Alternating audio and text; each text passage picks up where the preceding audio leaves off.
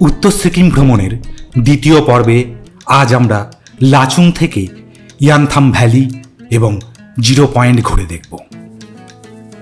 ইয়ানথাম ভ্যালিকে valley of ফ্লাওয়ার্সও বলে, কারণ May June মাসে এই উপত্যকাটি নানা রঙের ফুলে ভরে ওঠে। ফেব্রুয়ারি মার্চ মাসে আসলে তুষারাবৃত উপত্যকা আপনাদের চোখে পড়বে। সাথে আজ দেখে নেব 0 পয়েন্ট। এই রুটের এটি শেষ সীমানা, যেখানে বছরের বেশিরভাগ সময়ই তুষারাবৃত থাকে। এছাড়াও টাইম পেলে আপনারা কাটাও ঘুরে আসতে পারেন। সেক্ষেত্রে 0 পয়েন্ট এবং কাটাওয়ের জন্য আপনাদের এক্সট্রা 3 থেকে 4,000 টাকা করে খরচ করতে হবে গাড়ি ভাড়া বাবদ। এটা কিন্তু কোনো প্যাকেজেই থাকে না, মূলত ড্রাইভারদের এক্সট্রা ইনকামের জন্যই এইখানে এই সিস্টেম করে রাখা আছে। ফলে আপনাদের বরফ দেখতে 0 পয়েন্ট যেতেই হবে, ফলে এক্সট্রা 3 থেকে 4,000 টাকা আপনাকে খরচ করতে হবে। আগের দিন লাচুং পৌঁছে পরদিন সকাল সকাল ব্রেকফাস্ট সেরে নিলাম। এখানে লাচুংয়ে রয়েছি। লাচুংয়ে এই হোটেলে সকালবেলা অপূর্ব সুন্দর পরিষ্কার আকাশ। কাল রাত্রে বৃষ্টি হয়েছিল। তো লাচুংয়ের এই হোটেল থেকে যাব ইয়ানথাং ভ্যালিতে। ইয়ানথাং ভ্যালি, তারপরে আমরা বলে 0 পয়েন্টে যাব। আর এই যে হোটেলের সব ছেলেপিলে কাকা রয়েছে, কাকা আমাদের খুব ভালো সার্ভ করেছেন, সুন্দর রান্না করেন। আপনারা অবশ্যই বাঙালিরা যারা আসবেন এখানে কাকার হাতের রান্না খাবেন, খুবই সুন্দর রান্না করেন। আর এদের ব্যবহারও খুব ভালো। সেটা আমাদের তো বেশ ভালোই লেগেছে।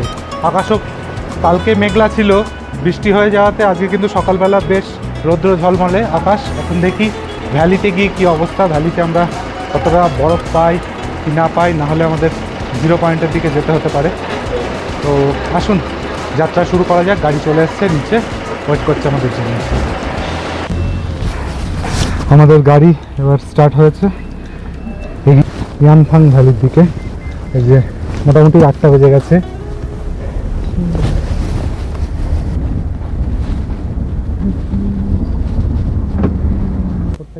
হোটেল থেকে বেরিয়ে ইয়ানথাম ভ্যালি যাওয়ার পথেই এই লাচুংয়েই চোখে পড়ল একটা পাহাড়ি ঝর্ণা।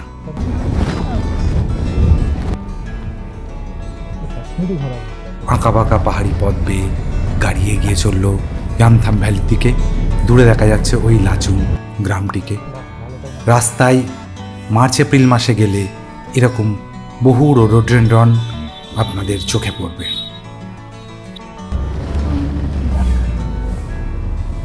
রাস্তাতে যেতে যেতে রাস্তার ধারে বহু নাম না জানা ফুল চোখে পড়ল। একটু পরেই চোখে পড়ল রোডোডেনড্রন ভিউ পয়েন্ট। সেখানে বহু রোডোডেনড্রন গাছ দেখলাম, কিন্তু তাতে কোনোটাতেই সেভাবে ফুল চোখে পড়ল না। আর এই গাছের গোড়ায় দেখুন কত তুষারপাত হয়ে জমে আছে। আর একটু এগোতেই তুষারাবৃত উঁচু উঁচু পাহাড় আমাদের সামনে দেখতে পেলাম। একটু পরেই পৌঁছে গেলাম ইয়ানথাং ভ্যালিতে। উচ্চতা 12,000 ফুট।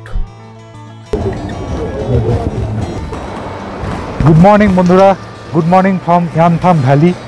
আমার পিছনে দেখতে পাচ্ছেন বিস্তীর্ণ ভ্যালি রয়েছে এখানে, আর তারই পাশে রয়েছে সুন্দর তুষারাবৃত দেখুন ছোট ছোট পাহাড়গুলো, অসম্ভব সুন্দর। সিকিম বেড়াতে আসলে উত্তর সিকিমের এই লাচুংয়ের কাছেই রয়েছে এই ইয়ানথাং ভ্যালি। প্রত্যেক ট্যুরিস্ট কিন্তু এখানে আসেন এই ভ্যালি দেখবার জন্য। মার্চ এপ্রিল এই সময় কিন্তু সাধারণত বরফ থাকে। আজ এপ্রিলের 1 তারিখ, কিন্তু এবারে সেইভাবে বরফ কিন্তু নেই। অন্য সময় কিন্তু মোটামুটি মার্চ থেকেই কিন্তু এই অঞ্চলে ট্যুরিস্টরা আসতে শুরু করেন। কারণ জানুয়ারি ফেব্রুয়ারিতে এত বেশি বরফ থাকে যে রাস্তা বন্ধ থাকে, কিন্তু মার্চের দিক থেকে খুলে যায়। মার্চ এপ্রিল এই সময়টাই কিন্তু আদর্শ টাইম এই ইয়ানথাং ভ্যালি ট্যুর করবার জন্য। কিন্তু দুর্ভাগ্য এবছরে কিন্তু আমি খুব একটা এখানে আইস দেখতে পাচ্ছি না, এখানে কোনো স্নোফল দেখতে পাচ্ছি না। উল্টো দিকে কিন্তু কিছুটা দেখা যাচ্ছে আপনাদের। যে ভ্যালিটা রয়েছে এই ভ্যালিটার অপোজিট দিকে যেদিকে গাছপালা রয়েছে সেখানে কিন্তু দেখুন এখানে কিন্তু স্নোফল আপনারা দেখতে পাচ্ছেন রয়েছে, সাদা সাদা দেখা যাচ্ছে কিছুটা, এগুলো এখনো গলেনি। হায়ারাজ এই দিকটাতে সেইভাবে কিন্তু স্নো পাবেন না আপনারা। আর উল্টো দিকে এই যে দেখুন, দ্রুত ওয়েদার কিন্তু ফগে ভর্তি হয়ে যাচ্ছে। এই দিকটাতে হালকা সূর্যের আলো পড়েছে। এইখানে কিন্তু ঠান্ডা প্রচণ্ড, 2 থেকে 3 ডিগ্রি টেম্পারেচার রয়েছে। এবং আমার যে মাফলার ছিল সেটা গাড়িতেই ফেলে এসেছি, ফলে আমার বেশ ঠান্ডা লাগছে। এখানে দেখুন যে পতাকাগুলো থাকে সেগুলোর কিভাবে হাওয়াতে দুলছে, এটা দেখলেই বোঝা যাচ্ছে যে কি পরিমাণ হাওয়া এখানে বইছে। এই ভ্যালিটার ভেতরে প্রচণ্ড হাওয়া দিচ্ছে, কান টান সব একেবারে ঠান্ডাতে জমে যাচ্ছে মনে হচ্ছে। আর এই দিকটা দেখুন, এই সেই লাচুং নদী এই ইয়ামথাং ভ্যালির ভেতর দিয়ে বয়ে যাচ্ছে। বহু মানুষ এসে এখানে সেলফি তুলছেন, ছবি তুলছেন।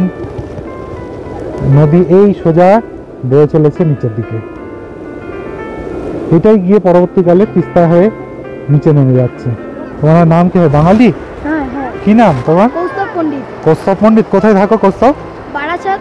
বারাসাত, আচ্ছা। লাচুংয়ে বড় ওই লেকটাতে গিয়েছিলে, গুরুদম্বার লেক? না, লেকে যাওয়ার আগে আমার সাথে তাই? কালাপাতারে। কালাপাত্থারে গেছিলে? কালাপাত্থারে তো প্রচন্ড বরফ, তাই না? ভালো বরফ পেয়েছো ওখানে? কালাপাত্থারে কি সমস্যা হচ্ছিল? অক্সিজেন? হ্যাঁ, ওই আমার ঠিক গাম্বুটার ভিতর বরফ ঢুকে গেছে। তাই? তখন ঠান্ডা লাগছিল, হ্যাঁ, পাটা জমে গেছে, ওই জুতো খুলে বরফের উপর হেঁটে গেছি। আচ্ছা আচ্ছা, ঠান্ডা লেগে গেছে, অক্সিজেনের ঠান্ডা লেগে অসুবিধা হয়ে গেছে। আচ্ছা, এই যে দেখুন এখানে সুন্দরভাবে মানুষ এনজয় করছেন, রিলস ভিডিও সব কিছুই তৈরি হচ্ছে। বেশ ভালো, মানুষজন এখানে সুন্দরভাবে এনজয় করছেন। সবার হাতে ক্যামেরা এবং প্রত্যেকেই নিজের নিজের মতো করে তার মেমোরিতে ধরে রাখতে চাইছেন এই মুহূর্তগুলো। বেশ ভালো, ভালো লাগে। কিন্তু একটু বরফ যদি এখানে পেতো মানুষজন আরও ভালো লাগতো। থাকে, গত বছরে ছিল, তার আগের বছর 2023 সালেও কিন্তু মে মাসে পেয়েছেন অনেকে।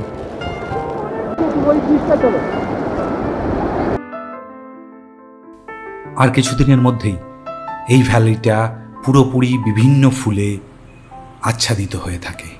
এই জন্য একে ভ্যালি অফ ফ্লাওয়ার্সও বলা হয়। বিশেষ করে এপ্রিলের শেষ দিক থেকে মে মাসে এই ফুল আপনারা আসলে দেখতে পাবেন।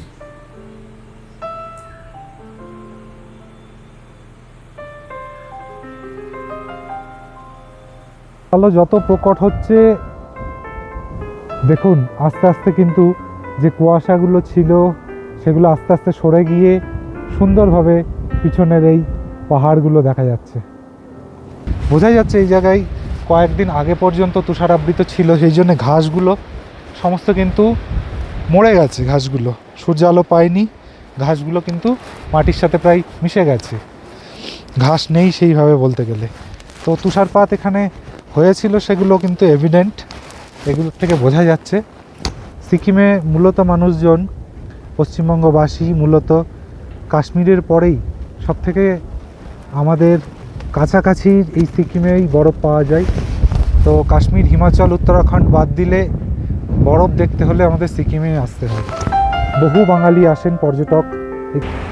পুরো পাহাড়টা দেখুন একেবারে তুষার আবৃত হয়ে আছে, অপূর্ব সুন্দর লাগছে। এবং টেম্পারেচারও এখানে কিন্তু প্রায় 2-3 ডিগ্রির কাছাকাছি। প্রচণ্ড হাওয়া দিচ্ছে, আপনারা এই ফ্ল্যাগগুলো দেখেই বুঝতে পারছেন কীভাবে হাওয়া দিচ্ছে এই দিকটায়।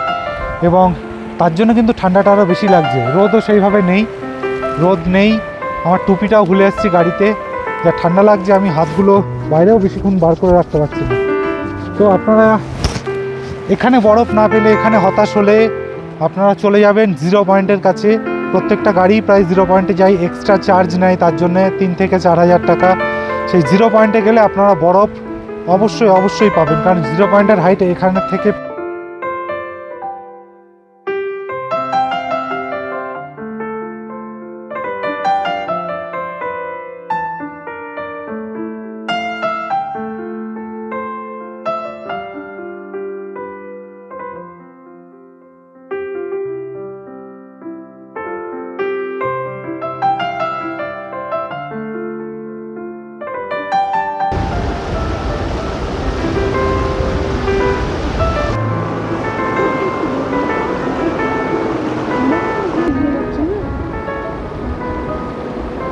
এরপরে আমরা চলে যাব জিরো পয়েন্টের দিকে। জিরো পয়েন্টে গেলে কিন্তু প্রচুর বরফ পাওয়া যায়, চলুন সেদিকে যাওয়া যাক। এরপর আঁকাবাঁকা পথ ধরে গাড়ি এগিয়ে চলল জিরো পয়েন্টের দিকে। ইয়ামথাম ভ্যালি থেকে জিরো পয়েন্ট প্রায় 25-26 কিলোমিটার দূরে। যাবার পথে আপনাদের দুই ধারেই তুষারাবৃত পাহাড় আপনাদের চোখে পড়বে, ফলে যাত্রাপথও কিন্তু অপূর্ব সুন্দর। রাস্তাতে একবার জিরো পয়েন্ট যাবার পারমিট চেকিং হবে। প্রত্যেকটি পয়েন্টের জন্যই কিন্তু আপনারা পারমিট আগের থেকে করে যাবেন। পাশের পাহাড়গুলো দেখুন কত সুন্দর লাগছে, প্রত্যেকটাতে তুষারাবৃত রয়েছে এবং তার মাঝখানে রাস্তা ধরে গাড়ি ছুটে চলেছে জিরো পয়েন্টের দিকে।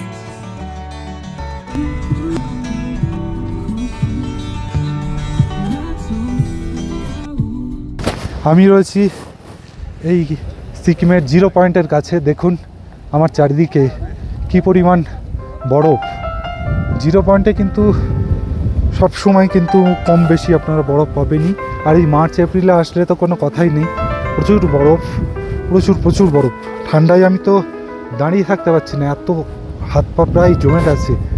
আমার গ্লাভসটা ফেলে এসেছি হোটেলে, এবং হোটেলে গ্লাভস ফেলে আসার জন্য পকেট থেকে হাত বার করা সম্ভব হচ্ছে না। আর হাতে যেটা ক্যামেরা ধরে রয়েছি, সাব-জিরো টেম্পারেচার হওয়াতে হাতও রীতিমতো শেক করছে, এত ঠান্ডা হাওয়া। ঠান্ডাটা কিন্তু মূলত হাওয়া দেওয়ার জন্য। দেখুন কি পরিমাণ চারিদিকে, কি পরিমাণ মেঘ বলুন বা কুয়াশা বলুন, কীভাবে উড়ে উড়ে যাচ্ছে। প্রচণ্ড ঠান্ডা। এখানে -4 থেকে 5 ডিগ্রি টেম্পারেচার, কোনো ডাউট নেই। 4-5 ডিগ্রি মাইনাসে রয়েছে টেম্পারেচার এখানে। সাব-জিরো টেম্পারেচারে হাওয়া যদি দেয় কোনো কথা হবে না। আর দেখুন কি পরিমাণ বরফ এখানে রয়েছে। মাঝখান দিয়ে এই যে নদীটা চলে যাচ্ছে, এটা গিয়েই ইয়ামথামে, যেটা লাচুং রিভার, সেটাই তৈরি করেছে। এই বরফ গলা জলগুলো দিয়েই এই নদীটা তৈরি হয়েছে। ও জিরো পয়েন্টের টেম্পারেচার কিন্তু সবসময় এই মার্চ এপ্রিলে সাব-জিরোই থাকে সবসময়। তো এখানেই চায়নার বর্ডার খুব কাছেই, এখান থেকে 10-15 কিলোমিটার পরেই কিন্তু চায়নার বর্ডার আছে। তো এর পরে গাড়ি যেতে দেয় না। এইখানে এর গাড়ি এই পর্যন্তই এন্ড।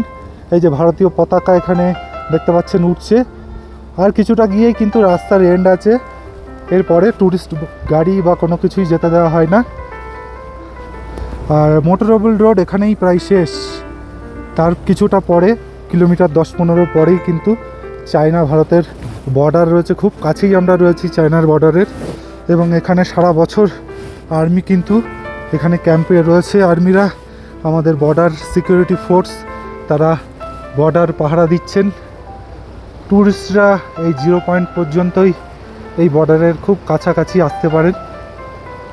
রাস্তায় বহু ক্যাম্প দেখলাম আর্মির, যারা এই চায়না ইন্ডিয়ার বর্ডারে পাহারারত অবস্থায় থাকেন বছরের প্রায় সব সময়। দেখুন কত ঝুঁকি নিয়ে বাচ্চাকে নিয়ে এই নদীটাকে ক্রস করে ওপারে যাচ্ছেন।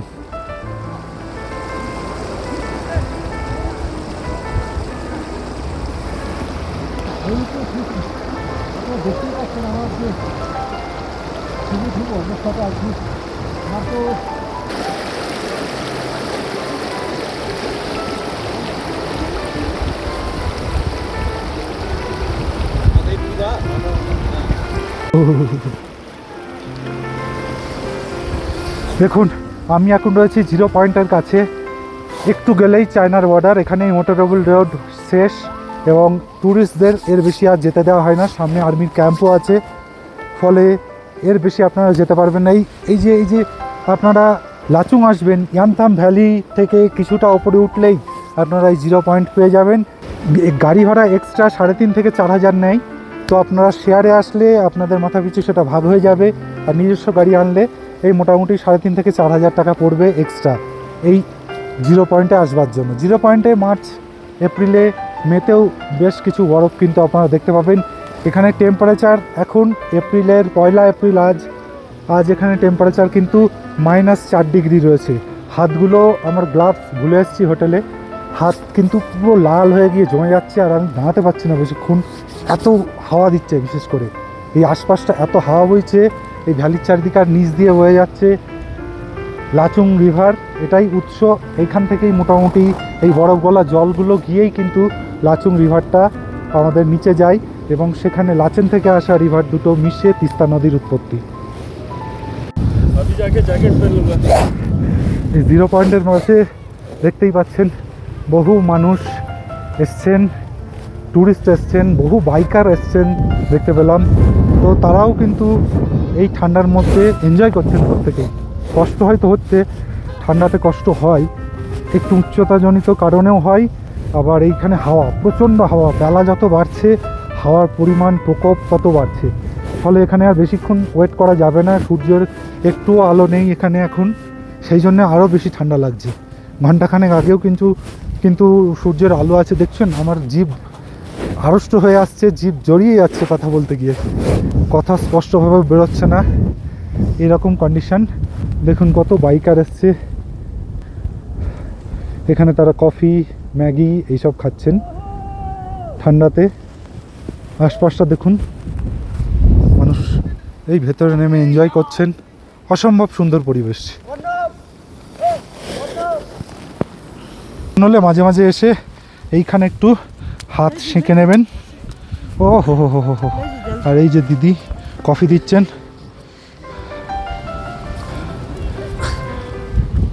আস্তে আস্তে, হাতে পড়ে না, থাক থাক থাক।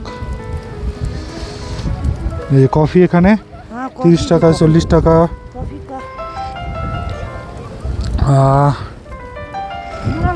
আর বেশি ঠান্ডা লাগছে মনে হলে এখানে দেখুন বিপি রয়েছে, ওল্ড মঙ্ক রয়েছে, কত কিছু, রয়্যাল স্ট্যাগ রয়েছে। দেখুন গরম করবার জন্য কিন্তু সব উপকরণ এখানে রয়েছে। সে 1 পেট খান 2 পেট খান ওরা দিয়ে দেবে। যেমন আছে ঠান্ডা থেকে বাঁচবার সমস্ত ব্যবস্থাও এখানে রয়েছে। দেখতেই পেলেন আপনারা, BP, old Monk, royal stag সব কিছুই কিন্তু এখানে পেয়ে যাবেন, অসুবিধা নেই। দেখতেই পাচ্ছেন ঠান্ডায় কীরকম কাঁপছি, রীতিমতো এলোমেলো, জিভ আড়ষ্ট হয়ে এসছে, এলোমেলো সব কথা বেরোচ্ছে। তো বেশি এলোমেলো বলবার আগে এখান থেকে খুব দ্রুত বিদায় নিতে হবে। চারিদিকটা দেখুন ফগে আচ্ছাদিত হয়ে যাচ্ছে, উপরের দিকটা পুরোপুরি ঢেকে গেছে ফগে। সবাই একে একে এবার ফিরে যাচ্ছে, আমরাও ফিরে যাব। তো তার আগে আপনাদের আরও একবার দেখিয়ে দিই, এই যে ইন্ডিয়ার পতাকা এখানে রয়েছে, এবং মানুষজন এই 0 পয়েন্টে এনজয় করছেন। দারুণ দারুণ। এখন আমার ড্রাইভার কোথায় চলে গেছে একটু দেখি, ড্রাইভারকে খুঁজে পাচ্ছি না, গাড়ির কাছে ড্রাইভার নেই। আর এই ঠান্ডায় দাঁড়িয়ে থাকা যাচ্ছে না, প্রচণ্ড ঠান্ডা, বেলা একটু বেশি হয়ে গেছে, 12টা 12:30 বাজে, এই সময় রোদটাও নেই, এর জন্য ঠান্ডার প্রকোপ আরও বেশি, আর প্রচণ্ড হাওয়া দিচ্ছে। দেখুন এই ফ্ল্যাগটাকে দেখুন কী পরিমাণ হাওয়া দিচ্ছে। প্রচুর বাইকার ভাইরা দাদারা এসছেন, তারা বিএমডব্লিউর সব বাইকার বিভিন্ন জায়গা থেকে এসছেন, দারুণ এনজয় করছেন প্রত্যেকেই। বাইকগুলো কিন্তু সবই প্রায় স্টার্ট দেওয়া ছিল, এরা স্টার্ট বন্ধ করেনি, কারণ এই প্রচণ্ড ঠান্ডাতে অনেক সময় স্টার্ট বন্ধ করলে আবার নতুন করে স্টার্ট দিতে অনেক সময় সমস্যা হয়। বিভিন্ন ব্র্যান্ডেড কোম্পানির বাইক রয়েছে, দারুণ। Karnataka. Are you from Kerala man? Bangalore, Karnataka. এইসব বেড়াতে আসলে পরিচয় হয়, এটাই আসল ব্যাপার। বহু মানুষ কর্ণাটক থেকে এসছেন, কর্ণাটকের নেম প্লেট দেখতে পাচ্ছি বাইকারের। আর দেখুন চারিদিকটা কেমন ফগ, পুরো ঢেকে গেছে ফগে।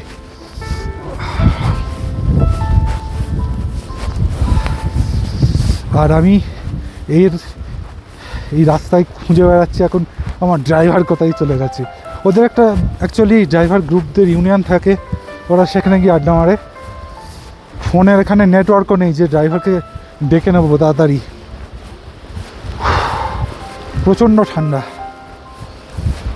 সেই গুলমার্গের সেকেন্ড ফেজের কথা মনে পড়ে যাচ্ছে, সেখানে গিয়ে যেমন ঠান্ডা পেয়েছিলাম অনেকটা কিন্তু এখানে সেই ঠান্ডাটা পাচ্ছি। হাত এখানে দেখুন গ্লেসিয়ারের মতো যে অংশটা দেখতে পাচ্ছেন, কালারটা দেখুন আইসের ব্লুইশ একটা কালার রয়েছে। এতেই বোঝা যাচ্ছে এই বরফটা কিন্তু বেশ পুরনো। ফ্রেশ বরফের কালার কিন্তু শ্বেত শুভ্র হয়, আর একটু ব্লুইশ কালার যেগুলো সেগুলো বেশ পুরনো বরফই দেখে মনে হচ্ছে। লাচুং ভ্রমণ আমাদের এখানেই শেষ। এরপরে আমরা লাচেনে চলে যাব। ভিডিওটি ভালো লাগলে চ্যানেলটিকে সাবস্ক্রাইব করে রাখুন এবং বেল আইকনটিকে প্রেস করে রাখতে ভুলবেন না। Thank you so much.